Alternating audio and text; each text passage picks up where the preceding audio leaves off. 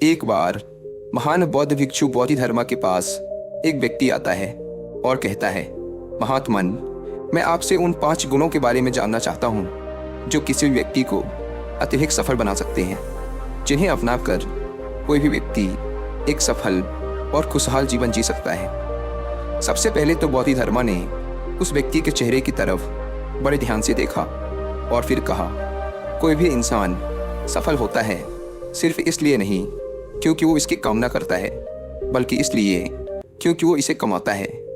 हर इंसान सफलता की कामना करता है, लेकिन ये मिलती उसे ही है जो इसके काबिल होते हैं। व्यक्ति ने कहा, लेकिन महात्मन, मुझे असफलता बहुत बुरी लगती है। मैं जब ये सफल होता हूँ तो बहुत ही दुख और पीड़ा का अनुभव करता हूँ। बोधिधर्मा ने कहा, सबसे पहले तो तुम ये समझो कि यौगिक संस्कृति में सफलता और असफलता जैसा कुछ नहीं होता। जो व्यक्ति इस जीवन को एक विशाल संभावना की ओर मात्र एक सीढ़ी के रूप में देखता है, उसके लिए कोई असफलता नहीं होती। जो इंसान जीवन में घटने वाली साधारण घटनाओं को ही अपना लक्ष्य बना लेता है, केवल वही सफल या असफल होता है। अगर कोई व्यक्ति इस जीवन को एक विशाल संभावना की सीढ़ी के रूप में देखता है, तो फिर अगर उसके साथ कुछ अच्छा होता है तो वह उसे अपनी भलाई के लिए इस्तेमाल करता है, और अगर उसके साथ कुछ बुरा होता है तो वह उसे भी अपनी भलाई के लिए ही इस्तेमाल करता है। देखो, जब समय अच्छा चल रहा हो और सारी परिस्थितियां अनुकूल हों तो कोई मूर्ख भी खुश और शांत रह सकता है, लेकिन जब परिस्थितियां बिल्कुल हमारे खिलाफ हों और हर तरफ से निराशा हाथ लगे, तो ऐसी परिस्थिति में भी खुश और शांत रहने के लिए हमारे अंदर कुछ अलग होना जरूरी है। अगर एक राजा के पास दुश्मन राज्य की तुलना में 10 गुना बड़ी सेना है, तो ऐसी स्थिति में एक कमजोर और कायर राजा भी उस युद्ध को जीत सकता है। लेकिन अगर स्थिति ठीक इसके विपरीत हो तो उस युद्ध को जीतने के लिए एक अद्भुत साहस और योजना की जरूरत पड़ेगी। तो कहने का अर्थ ये है कि हमारे जीवन में विपरीत परिस्थितियां आएंगी ही। अब या तो हम उनका उपयोग कर सकते हैं खुद को और भी मजबूत और बेहतर बनाने के लिए, या फिर हम बैठकर रो सकते हैं। इसका चुनाव पूरी तरह से हमारे हाथ में है, और ये नियम हर चीज के लिए लागू होता है। बोधिधर्मा ने व्यक्ति की ओर इशारा करते हुए कहा, मान लो तुम्हारे जीवन में एक बहुत ही भयंकर घटना घटी, लेकिन तुम इसका भी इस्तेमाल कर सकते हो अपने विकास और खुशहाली के लिए। अगर तुम स्पष्ट रूप से ये देख पाते हो कि तुम्हारे जीवन की ये सारी छोटी मोटी घटनाएं बस एक सीढ़ी है उस विशाल संभावना तक पहुंचने की, चुनना तुम्हें है। बस महत्वपूर्ण ये है कि तुम चाहे जो कुछ भी करो, लक्ष्य केवल एक ही है, उस विशाल संभावना की ओर बढ़ना। और अगर तुमने इसे निर्धारित कर लिया है तो फिर तुम्हारे जीवन की हर घटना तुम्हारे लिए फायदेमंद बन जाएगी। सफलता फायदेमंद है, असफलता तो असल में और भी ज़्यादा फायदेमंद है। इसीलिए असफलता से डरना बंद करो। असफलता अपने आप में काफ़ी डरावनी है, डरने से ये और भी भयानक हो जाता है। व्यक्ति ने कहा, महात्मन, मैं आपकी पहली बात तो समझ गया कि मुझे असफलता से डरना नहीं बल्कि सीखना चाहिए, लेकिन क्या आप मुझे समय के नियंत्रण के विषय में कुछ बता सकते हैं? मेरा समय पर कोई नियंत्रण नहीं है। मैं अपना ज़्यादातर समय फालतू के कामों में बर्बाद कर देता हूँ। आखिर मैं अपना समय नियंत्रित कैसे करूँ? बोधिधर्मा ने कहा, जिसे हम सब जीवन कहते हैं वो असल में समय और ऊर्जा का एक खास सामंजस्य है, लेकिन दुर्भाग्य से ज़्यादातर लोग समय और ऊर्जा के इस सामंजस्य को ठीक से संभालना कभी नहीं सीखते। हम पहले समय की प्रकृति को समझने का प्रयास करते हैं। समय की प्रकृति ऐसी है कि हम कुछ करें तो भी ये चलता है, और कुछ ना करें तब भी ये चलता रहता है। हमें इसे ढकेलने की जरूरत नहीं पड़ती, लेकिन समय पर महारत हासिल किए बिना कोई भी व्यक्ति अपने लक्ष्य प्राप्ति को सुनिश्चित नहीं कर सकता। तो प्रश्न ये है कि समय को अपनी मुट्ठी में कैसे करें? बोधिधर्मा ने व्यक्ति की आंखों में देखते हुए कहा, तुमने समय नियंत्रण की बात की, क्या तुमने कभी समय को नियंत्रित किया है? व्यक्ति ने कहा, नहीं, लेकिन प्रयास जरूर किया है। बोधिधर्मा ने कहा, और तुम इसे नियंत्रित कर भी नहीं सकते। तुम चाहे जो भी कर लो, लेकिन तुम समय को पीछे नहीं मोड़ सकते। ये बस लगातार आगे बढ़ रहा है। तो तुम समय को नियंत्रित नहीं कर सकते, तुम केवल खुद को नियंत्रित कर सकते हो। ये तो लगातार भागता रहेगा, तुम कुछ करो या ना करो। तो समय को नियंत्रित करने का केवल एक ही तरीका है, खुद की ऊर्जाओं के काम करने के तरीके पर महारत हासिल करना।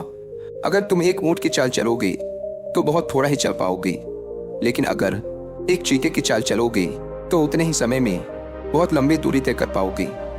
जो काम कोई व्यक्ति 10 सालों में करता है और तुम उसी काम को 1 साल में कर पाते हो, तो अगर तुम दोनों 100 साल तक जिंदा रहते हो तो असर और अनुभव की गहराई के मामले में तुम 1000 साल तक जिंदा रहें। और केवल यही एक तरीका है जिसके द्वारा तुम समय को अपने नियंत्रण में ले सकते हो। तो अगर साधारण शब्दों में कहें तो जिसने खुद पर महारत हासिल कर ली उसने समय पर भी महारत हासिल कर ली, और जिसने समय पर महारत हासिल कर ली उसके लिए ये जीवन एक करुणा की मिठास बन जाता है। व्यक्ति ने बोधिधर्मा से अगला प्रश्न किया, महात्मन, हम किसी भी काम में अपना सर्वश्रेष्ठ कैसे दे सकते हैं? बोधिधर्मा ने व्यक्ति से पूछा, क्या तुम समझते हो कि तुम्हारा ये जीवन कीमती है? व्यक्ति ने कहा, हाँ महात्मन, मेरा जीवन कीमती है। बोधिधर्मा ने कहा, अगर तुम अपने जीवन को कीमती समझते हो तो तुम्हें इस बात की चिंता करनी चाहिए कि तुम अपने इस कीमती जीवन को कहाँ लगा रहे हो। तुम्हें सिर्फ इसलिए किसी काम को नहीं करना चाहिए क्योंकि दूसरे लोग भी इसी काम को कर रहे हैं। जब तुम किसी भी काम में अपना इतना कीमती जीवन, समय और ऊर्जा लगाते हो तो तुम्हें केवल वही करना चाहिए जो तुम्हारे लिए सच में मायने रखता है और जिसे करने में तुम्हें आनंद आता है। इससे कोई फर्क नहीं पड़ता कि कोई काम फायदेमंद है या फायदेमंद नहीं है। अगर तुम्हारा दिल उस काम में नहीं है तो तुम कभी भी अपना सर्वश्रेष्ठ नहीं दे पाओगे। किसी भी काम में अपना सर्वश्रेष्ठ देने के लिए तुम्हें उस काम से प्यार होना जरूरी है, और जब तक तुम किसी काम में अपना सर्वश्रेष्ठ नहीं देते तब तक तुम उस काम में मंत्रमुग्ध कर देने वाला प्रदर्शन कभी नहीं कर सकते, और तुम्हारे साथ शानदार चीज़ें कभी घटित नहीं होंगी। दुनिया का चाहे कोई सा भी काम तुम करो, लेकिन अगर उस काम के प्रति तुम पूरी तरह समर्पित नहीं हो तो तुम कभी भी कोई महत्वपूर्ण काम नहीं कर पाओगे। हो सकता है कि तुम उस काम से अपनी रोजी रोटी कमा लो, लेकिन तुम अपने पीछे कोई छाप, कोई प्रभाव नहीं छोड़ पाओगे। बोधिधर्मा ने आगे कहा, तुमने महाभारत के महान योद्धा अर्जुन के बारे में तो सुना ही होगा। वो व्यक्ति तीर को अपने निशाने पर मारने के अलावा और कुछ भी नहीं जानता था। उसका पूरा समर्पण केवल तीर को उसके निशाने पर मारने के प्रति था, और वो तीर को उसके निशाने पर ऐसा मारता था जैसा और कोई नहीं मार सकता था, और वो अपने समय का सर्वश्रेष्ठ धनुर्धर बन गया। तो कहने का अर्थ ये है कि अगर तुम किसी काम में अपना सर्वश्रेष्ठ देना चाहते हो तो उस काम के प्रति तुम्हारा प्रेम और समर्पण होना बेहद आवश्यक है। और जब भी तुम अपने जीवन में किसी लक्ष्य को चुनो तो खुद से ये प्रश्न करो कि क्या तुम उस काम को जीवन भर कर सकते हो? क्या वो काम सच में तुम्हारे लिए मायने रखता है? और आज से कई सालों बाद जब तुम पीछे मुड़कर देखोगे तो क्या तुम उस पर गर्व और खुशी महसूस कर पाओगे जो तुमने किया है? अगर इसका जवाब हाँ है तो फिर तुम्हें वही काम करना चाहिए। व्यक्ति ने अगला प्रश्न किया, महात्मन, मैंने बचपन से लोगों को कहते हुए सुना है कि कड़ी मेहनत करो, कड़ी मेहनत करने से सफलता मिलती है। क्या सच में कड़ी मेहनत हर इंसान को सफल बना सकती है? बोधिधर्मा ने कहा, केवल कड़ी मेहनत करने से दुनिया में कुछ नहीं होता। और ये बड़े दुर्भाग्य की बात है कि बचपन से ही बच्चों को उसके माता पिता और आसपास के लोग ये कहना शुरू कर देते हैं कि कोई भी काम करो, कड़ी मेहनत से करो, मेहनत से पढ़ो, मेहनत से हर काम करो। और फिर वो बच्चा हर काम में बस कड़ी मेहनत करने की कोशिश करता है। अगर हम सिर्फ कड़ी मेहनत से हर काम करेंगे तो काम नहीं होंगे, ये बस एक गधे का जीवन बनकर रह जाएगा। हर काम कड़ी मेहनत से करो ये कहने की बजाय हमें ये कहना चाहिए कि खुशी के साथ पढ़ाई करो, प्रेम के साथ काम करो। अगर किसी काम में सिर्फ मेहनत ही लगनी है तो फिर उस काम को छोड़ देना चाहिए। अगर हम उस काम को प्यार से कर सकते हैं तो ही हमें वो काम करना चाहिए। ऐसा हर व्यक्ति को लगता जरूर है कि मेहनत से सारे काम किए जा सकते हैं, लेकिन सच ये नहीं है। केवल कड़ी मेहनत से सब कुछ हासिल नहीं किया जा सकता। हमें कड़ी मेहनत के साथ सही चीज़ें सही समय पर और सही तरीके से करनी पड़ेंगी, तब जाकर बात बनेगी। जिन लोगों ने सफलता पाई है उन्हें सफलता केवल उनके कड़ी मेहनत की वजह से नहीं मिली, बल्कि उन्हें स्पष्ट रूप से पता था कि उनके काम में करने के लिए सही चीज़ क्या है। नहीं तो उनके ही क्षेत्र में कितने सारे लोग असफल हो गए होंगे, जबकि शायद उनमें से कई लोग उस सफल व्यक्ति से भी ज़्यादा मेहनत करने वाले रहे होंगे, लेकिन वो असफल हो गए क्योंकि उन्होंने काम को सही तरीके से नहीं किया। तो सिर्फ कड़ी मेहनत करने से कुछ नहीं होगा, काम को सही तरीके से करना ज़्यादा महत्वपूर्ण है। व्यक्ति ने कहा, महात्मन, मैं बस आपसे एक आखिरी प्रश्न और करना चाहता हूँ। जीवन को सही तरीके से जीने के लिए हमें क्या करना चाहिए? बौद्ध धर्म ने कहा, अगर तुम किसी काम को अच्छे तरीके से करना चाहते हो तो तुम्हें उसके बारे में अच्छे से जानना जरूरी है। जैसे कि अगर तुम एक घोड़े को दौड़ाना चाहते हो तो तुम्हें घुड़सवारी के बारे में अच्छे से ज्ञान होना चाहिए। ठीक यही चीज़ हमारे जीवन पर भी लागू होती है। अगर हम इस जीवन को अच्छे से चलाना चाहते हैं तो जीवन की प्रकृति के बारे में जानना बेहद ही आवश्यक है। उदाहरण के लिए, अगर तुम सिर्फ एक घोड़े को दौड़ाना चाहते हो तो तुम्हारा घुड़सवारी के बारे में साधारण और ऊपरी ज्ञान ही पर्याप्त है।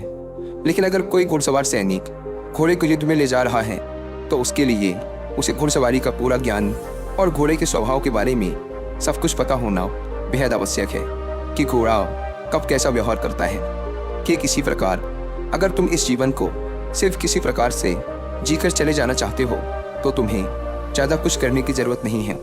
लेकिन अगर तुम अपने इस जीवन को संपूर्ण अस्तित्व और जागरूकता के साथ जीना चाहते हो तो तुम्हारे लिए इस जीवन को और खुद को गहराई से समझना बेहद ही आवश्यक है।